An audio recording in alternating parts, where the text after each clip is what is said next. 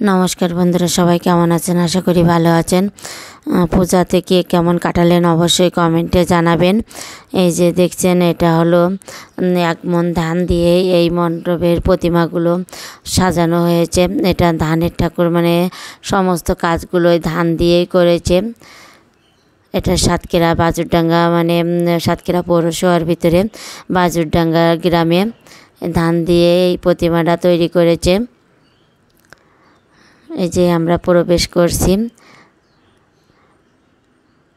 এই যে পুরো মানে প্যান্ডেলটা দেখিয়ে দিলাম। আর এটা হলো মানে পারুলিয়া, এটা পারুলিয়া, দক্ষিণ পারুলিয়ার মানে কি বলবো, এটা মেট্রো রেল বানিয়েছে। তা আমরা কয়েক জায়গায় গিয়েছিলাম, সেটা আপনাদের সাথে শেয়ার করছি। বন্ধুরা, ভিডিওটা একটু ধৈর্য ধরে দেখবেন, ভিডিওটা লং হয়ে গেছে। আর যে পূজার মধ্যে দিতে পারলাম না, বাড়িতে তো কাজকর্ম থাকে, ব্যস্ত ছিলাম। মেয়ে জামাই বাড়িতে ছিল, আরও লোকজন, আর বাড়ির পাশেই পূজা, কোনো ভয়েস দিতে পারি না, মাইক বাজছে, তো একটু দিতে দেরি হয়ে গেল। বন্ধুরা, ধৈর্য ধরে ভিডিওটা দেখবেন। যে মেট্রো রেল করেছে সেখানে আসলাম, যে এখানে প্রত্যেক বছরে আসি। তা এখানে কিছু না কিছু, মানে কি বলবো, এখানের প্যান্ডেলটা এত সুন্দর তৈরি করে, এক এক বছর এক এক রকম তৈরি করে। এবার করলাম মেট্রো রেল, এই যে চলে আসলাম। মেয়ে মানে সবাই মিলে এসেছিলাম, মেয়ে জামাই সবাই এসেছিল। তো এখানে আসলে সত্যি এখানে এক এক বছর এক এক রকম তৈরি করে, দেখতেও ভালো লাগে, মনটাও ভরে যায়। এই যে ওই যে সিঁড়ি দিয়ে উঠে প্রবেশ করতে হবে ভিতরে। এই যে অবশেষে ভিতরে আসলাম, প্রচুর লোক। কিন্তু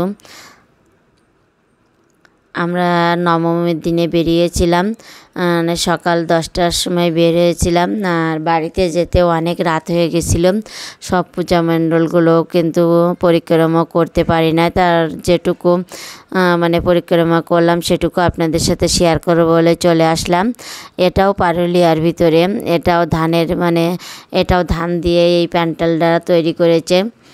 এটাও কিন্তু ভালো, এখানেও প্রতি বছর এক এক ধরনের প্যান্ডেল তৈরি করে। এখানটাও দেখতে ভালো লাগে, দেখলে কিন্তু মনটাই ভরে যায়। আর তো অন্য সময় বাড়ি থেকে বের হওয়া যায় না, বের হই না, কেবল এই পুজোর সময় আসলে একটা দিনে একটু ঘোরাঘুরি করি, সেইটুকু আপনাদের সাথে শেয়ার করছি। বন্ধুরা, আপনারা দেখতে থাকুন।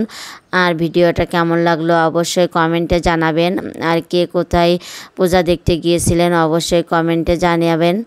আমি তো যেটুকু বেড়ালাম সেটুকু আপনাদের সাথে শেয়ার করব বলে চলে আসলাম। তা বন্ধুরা, ধৈর্য ধরে অবশ্যই দেখবেন। আর ভিডিওটা ভালো লাগলে শেয়ার, লাইক, কমেন্ট করবেন। আমি খুব বেশি জায়গায় ঘুরি নাই, কয়েকটা পূজা মণ্ডপ ঘুরেছি, তাও যে কয়েকটা দিয়েছি এখনও কিন্তু আছে। ভিডিওটা লং হয়ে যাবে আরও, তার জন্য দিলাম না। আর ভিডিওটা মানে পুরো 5 দিন আমি কি করেছি সব আপনাদের সাথে শেয়ার করব। আর এই যে পূজা মণ্ডপটা দেখছেন, এটা কিন্তু আমার বাড়ির পাশে এই পূজা মণ্ডপটা। আর এই যে আমার ছোট্ট উর্মি দিদিভাইটা, ও দুষ্টামি করছে। আমি বলছি একটু মানে বন্ধুদের দিকে আমি একটু তাকাতে বলছি, তাই ও বিরক্ত হয়ে যাচ্ছে, বলে আমার চোখে রৌদ্র লাগছে। তা এটা সাতক্ষীরা তে, আমাদের সাতক্ষীরা জেলায় এটা। এখানে আমরা যে সময় গিয়েছিলাম এখানটায় বলিদান হবে, যেহেতু আমরা মানে নবমীর দিন গিয়েছিলাম, এখানে বলি দেওয়া হবে। তা এখানে আমরা অনেকক্ষণ ছিলাম, বলি দেখছিলাম। তা বলি দেওয়ার ভিডিওটা দিলাম না, আমি পরের ভিডিওতে দেবো বন্ধুরা। তা বন্ধুরা, অবশ্যই কমেন্টে জানাবেন আপনারা কিভাবে পূজা কাটালেন আর কেমন আনন্দ করলেন। আমার তো আনন্দ হয়েছে, তারপরেও মানে কি বলবো, কষ্টও হয়েছে পূজার মধ্যে। জানেন তো মহিলাদের কাজ, মানে কি বলবো, বাড়ির কাজ সেরে তারপরে তো বের হওয়া লাগে।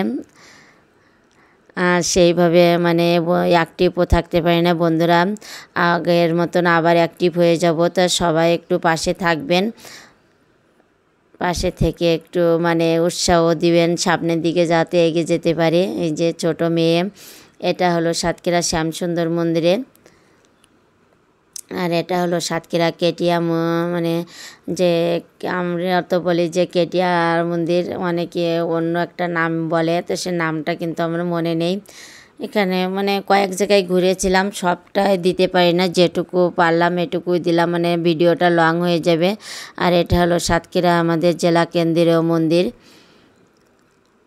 আমরা এটা আবার অনেক সময় আমাদের গ্রাম এলাকায় এটাকে মানে পুরানো সাতক্ষীরা মায়ের বাড়ি বলে চেনে। এই যে আমরা ভিতরে প্রবেশ করছি, চলুন ভিতরটা দেখে আসি। এখানে কিন্তু অনেক প্রতিমা বানিয়েছিল দুই সাইড দিয়ে। এখানে প্রায় মানে প্রতি বছরই এরকম বানিয়ে থাকে। এখানে আসলে সত্যি মনটা ভালো হয়ে যায় এতগুলো প্রতিমা দেখে। এই যে আর আমার উর্মি দিদিভাই তো ওর তো কথায় আর কী বলবো, ও যে এখানে একটা মানে কি গণেশ ঠাকুর দেখে আর হাতি দেখে বলছে যে হাতি তো গণেশ তো হাতি হলো কিভাবে।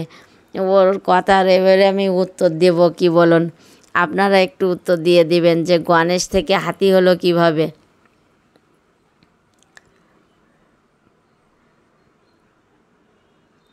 দিন আমার প্রচণ্ড কষ্ট হয়েছিল, আনন্দের ভিতরেও, তারপরেও কষ্ট, মানে আমার তো শারীরিক অবস্থা খুব একটা ভালো না, এই জন্য প্রচুর কষ্ট হয়েছিল। ঘোরাঘুরি করলে আমার প্রচণ্ড কষ্ট হয়। বন্ধুরা সবাই একটু পাশে থাকবেন। পূজার মধ্যে তো আপনাদের পরিবারে যেতে পারিনি, এবার থেকে আগের মতো অ্যাক্টিভ হয়ে যাব। জানেন তো যে পূজা আমাদের তো 12 মাসই পূজা লেগে থাকে, তার ভিতরেও আমরা সংসারের কাজ সেরে তারপরে এই যে ফেসবুকে কাজ করি। আর এই পূজা এগুলো আসলে আর মোটেই সময় দিতে পারি না। তা বন্ধুরা পাশে যারা ছিলেন তাদের অসংখ্য অসংখ্য ধন্যবাদ, আর যারা পাশে ছিলেন না তাদেরও অসংখ্য ধন্যবাদ আমার পাশে থাকার জন্য। এই যে এটা হলো মানে কি বলবো, এটা শেষমেশ এটা রাত হয়ে গিয়েছিলো, আমরা গিয়েছিলাম এটা মহেশ্বরকাটি। এখানে যাবার কোনো পরিস্থিতি ছিল না, হঠাৎ করে চলে গিয়েছিলাম।